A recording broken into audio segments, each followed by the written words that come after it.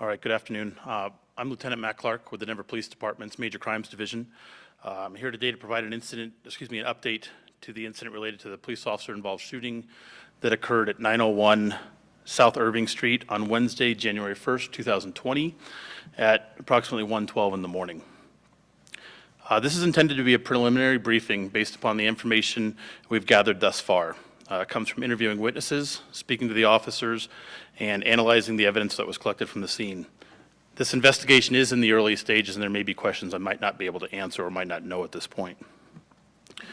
To provide an overview of the incident, on Wednesday morning, right after New Year's Eve, at approximately 12:50 in the morning, the Denver Police Department Communications Center received a 911 call in regards to a weapons complaint at 901 South Irving Street, and that's in southwest Denver. The initial information on that call was limited due to a language barrier, but officers were advised that the victim had fled the residence and would meet them several blocks away. Multiple District 4 police officers responded to the location and eventually located the victim in the area of Mississippi and Irving Street, and this occurred right around 1 in the morning. From the conversation that the officers had with that victim, and there were Spanish-speaking officers present, so they got a very detailed account, they learned that the victim rents a room at 901 South Irving Street. He reported that another individual who rents a room at the same residence there had began arguing with him. He threatened the victim with a knife and also physically assaulted the victim. As the officers were speaking to the victim, they could see he had visible injuries. He had a contusion, a knot on his forehead. He had a bloody nose, and he had a small laceration on his hands. The victim advised the officers that he had fled the residence to avoid and escape the subject, but the subject followed him, and he was also holding a large butcher knife, which he motioned to the officers was a large blade there. The victim also was able to tell the officers that there was 2 additional females in the residence. They weren't a party to that argument, but they were also in the residence at the time. After speaking with the victim and gaining an understanding of the incident, the officers worked to determine what the victim wanted to do. The victim was cooperative, but advised he did not want to press charges against the subject. He advised he wanted to return to the residence and just go to sleep. The officers accommodated and agreed to do what we consider a civil standby, where he goes to the residence with the officers. The officers were going to check the residence to make sure it was safe for the victim to be there. They wanted to check on the safety of the 2 females and also attempt to talk to the subject to calm him down to prevent any further violence that night. The residence of 901 South Irving is a single-family residence. It's a ranch style with a basement. It's on the southwest corner of Irving and Kentucky. The officers pulled their vehicles up to that location. They were able to gain access to the residence because the victim unlocked the door with a key that he had. The officers made announcements both in English and in Spanish that they were the police. And after receiving no response and hearing nothing within the residence, they began to check and conduct a protective sweep of the residence. While they're clearing the residence, 2 officers begin going through a kitchen area. And at the end of the kitchen, which would have put them on the north end of the residence, there is a small, pretty confined room, a dark room. And from that room, you can either go to a service door to the outside on the north side of the residence, or they could turn to the right to the east and access the attached garage, the 2-car garage. Unbeknownst to the officers, however, there's also an access point.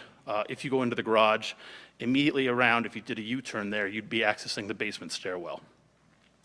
As an officer is approaching the threshold to go and start checking the garage, a male subject suddenly and without any prior warning emerges and begins to lunge directly towards the officers. And we believe that he was at or near the top of the stairs as the officer was coming through the threshold. He comes directly towards the officer. The officers described that he's holding a knife in an upward style with a blade up, and he's lunging towards the officers. The first officer is able to move sideways and somewhat backwards while simultaneously discharging his weapon multiple times. Seeing the attempted assault on that officer, the second officer who was in the kitchen was immediately behind the first officer, and he also discharges his weapon. The subject is impacted by these rounds. He goes down, he drops the knife. Seeing that the subject is no longer a threat, the officers immediately begin rendering aid to him. Despite their efforts, however, the subject was pronounced deceased and was not transported from the residence. That shooting incident occurred at 1:12 a.m. None of the officers involved in this incident were injured. Investigators did recover a large butcher-style knife with a handle, approximately a 10-inch blade on it, that was recovered at the scene. Both officers that were involved in this were equipped with body-worn cameras, and their cameras did capture video of the interaction, of their interaction, specifically the subject's actions and movements towards that first officer. In terms of the officers involved, again, neither were injured. Both are uniformed patrol officers assigned to District 4, which is Southwest Denver. One was hired in 2015, the other in 2016, and neither have had a prior officer-involved shooting incident. Both officers were placed on administrative duty in accordance with our standard protocol. In regards to the subject, the deceased individual has been identified as Gerardo Antonio Conchas Bustos. It's Gerardo Antonio, and then Conchas hyphen B like boy, USTOS. His date of birth is November 19th of 1999. The investigation of this critical incident is being conducted by the Denver and Aurora Police Departments, as well as the Denver District Attorney's Office. It's being monitored and overseen by the Denver Office of the Independent Monitor, a civilian entity. And I would ask anyone with information regarding this incident to contact the Denver Police Department directly or through Crime Stoppers. I'd be happy to answer any questions you may have. When the subject lunged at officers, how far away was he? Like, when the officer moved, would he have been Yes. hit? I mean, they were right on top of each other, and I think we're very fortunate that the officer was not assaulted with the knife. It was very close. Sir? Do you suspect any role of alcohol involved in this incident? We'll need to wait for the toxicology reports. The victim did tell the officers that the subject had been drinking, but in order to confirm that, the officers had no way of assessing that. So you said when they first got the call, there was some language issues? Was that with the person on the other end? The initial caller was a Spanish-speaking only individual. Our communication center is prepared to handle that. They did have interpreters available, but it was just slow, and he had just been assaulted. He was pretty frantic over the incident and was fleeing the residence. So that's what some of the initial slow information resulted from. Did the subject say anything when he lunged at the officer? Not at all. Never said anything, never made any noises. Does it look like he was waiting, that he knew maybe officers were there and was waiting for them to get to that area to try to ambush him of sorts? Unfortunately, I have no way of knowing. The officers had no idea what was on the other side of that wall, and so I have no way to place where he was prior to him popping into view around that threshold. What's it say just about when officers go into a building like that, just potential danger that's there where everything looks okay for a couple minutes and then next thing they know, they're getting attacked? Yeah, it's a dangerous situation. It was scary. The officers were doing the best they could to make a safe situation for that victim that night and make sure that everybody else in the residence was safe.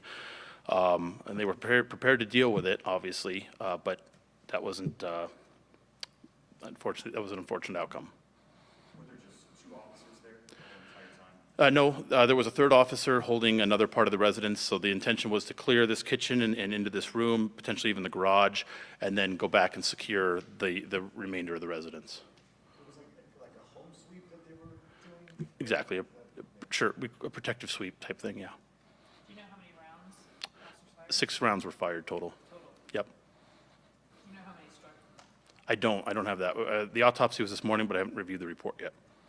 Both officers fired the weapon? I'm sorry, I couldn't hear you. Both officers fired the weapon? That's correct, sir. You know how many fired each round? One officer fired 5, the other fired 1. Is 5 the one who was attacked? The one who was initially attacked, or almost attacked, was 5.